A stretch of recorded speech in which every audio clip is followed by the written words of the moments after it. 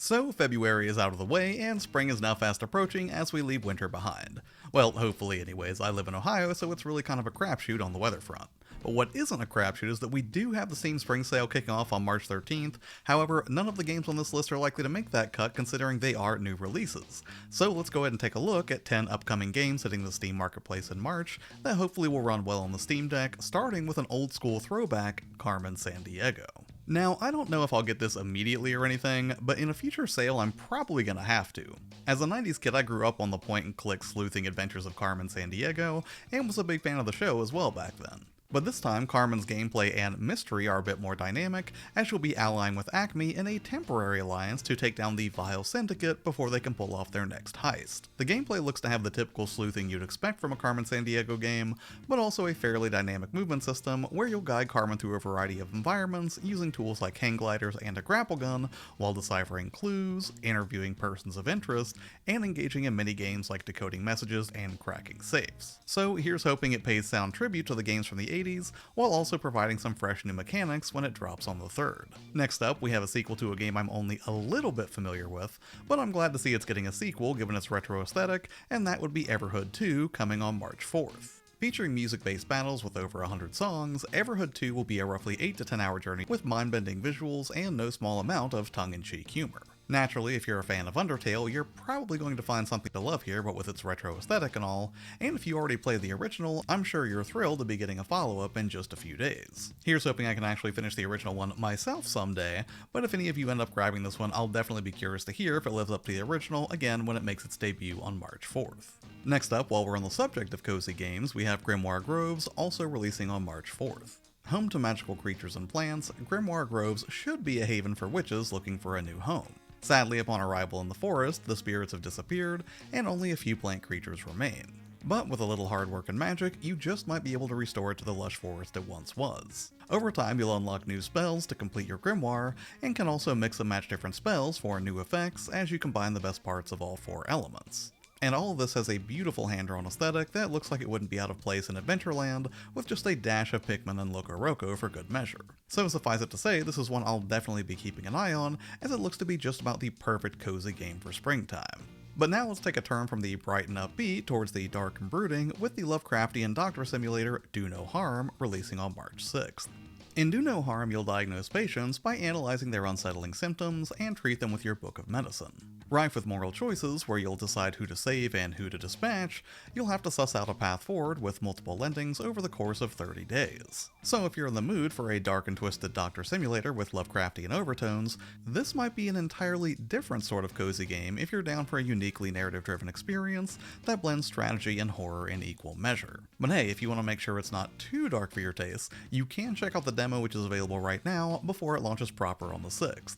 Next up, also releasing on the 6th, let's brighten things up a little bit with the cutesy platformer Mainframes, wherein you'll control a floppy disk trapped in a desktop operating system. And what really stands out to me about this one is the soundtrack, which comes across as very Fez-like, so if you're a fan of chiptunes, this will probably be right up your alley. Although on the gameplay front, it looks like it's pretty cursor heavy, so this might not be the best fit for the Steam Deck in handheld mode, unless the touchscreen or touchpads are up to the precision that it probably requires being a platformer and all. But hey, if you play in dock mode a lot, it'll probably run just dandy, and if you like the idea of guiding a sentient floppy disk through a ton of different platforming challenges in a colorful world by rearranging the windows on a PC, this sure looks like it'll be a charming adventure, especially if you have a fondness for the infancy of the desktop PC experience. And speaking of 2D platforming, also releasing on the 6th, and you know what, just real quick, I'll tell you, we have like a billion games releasing on the 6th for some reason, so be ready for more of these, but anyways, next up we have Morkull Ragast Rage also dropping on the 6th. And man, this game looks like a ton of fun.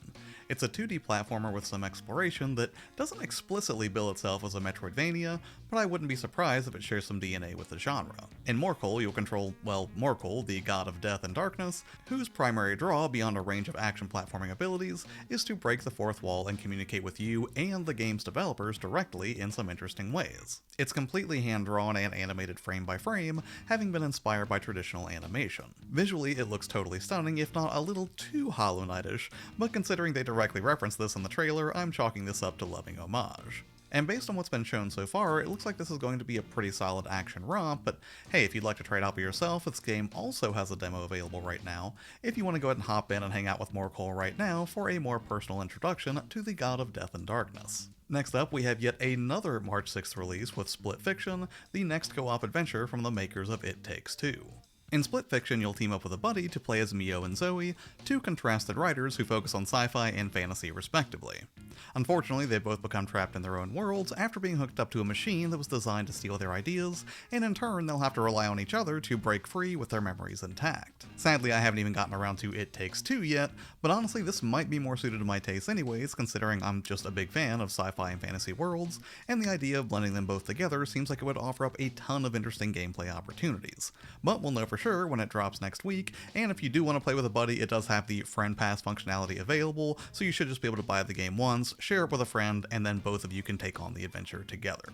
But if you'd prefer to stick with shooting stuff with a buddy in a free hero shooter, next up we have FragPunk dropping on, you guessed it, March 6th. And right off the bat, FragPunk looks pretty enticing with quick kinetic movement and hyper-saturated over-the-top style. But the real draw isn't just the visuals, but it's the card system where you can dramatically alter the course of play mid-game by doing things like flipping the world upside down, engaging ricochet shots, or sillier effects like enabling big or small head mode to give you an advantage in the heat of battle. And I have to say, skeptical as I normally am about free-to-play offerings, this looks very fun, and I'm hoping it does well because the idea of constantly bending the rules is exactly the kind of chaos I like in my multiplayer titles, plus I'm generally a bigger fan of games that focus primarily on shooting mechanics anyways. And hey, as a free-to-play title, you really don't have much to lose by checking it out.